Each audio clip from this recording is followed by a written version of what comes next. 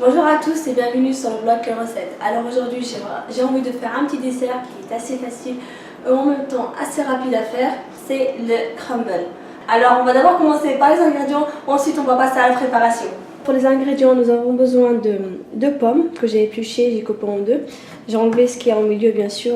Ensuite du beurre, il faut que le beurre soit bien dur et non pas mou. Sucre, de la farine. Et là c'est facultatif, c'est de la cannelle, c'est mon choix, donc après vous pouvez ne pas en mettre si vous voulez. Moi j'ai décidé d'en mettre parce que ça apporte un meilleur goût aux pommes et c'est vraiment très bon. La préparation c'est vraiment très rapide, ça ne demande vraiment pas beaucoup de temps. Je vais commencer par couper les pommes en petits dés. Voilà pour les pommes. Je les coupe en petits morceaux. Elles ont un peu noirci, si vous ne voulez pas qu'elles noircissent, vous pouvez utiliser un peu de jus de citron et en mettre dessus. Et maintenant je vais prendre un saladier, je vais verser le sucre, la farine, le beurre et la cannelle.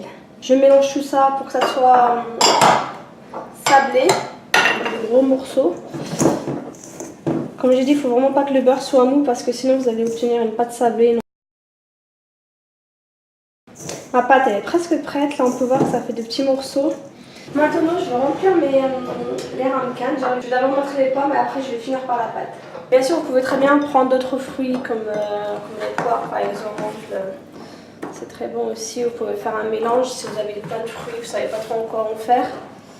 Et maintenant je vais mettre ma pâte dessus. Moi j'en mets beaucoup. Comme je disais, vous pouvez très bien aussi prendre un moule si vous voulez en faire pour... que ça soit plutôt familial, à couper par exemple et à servir.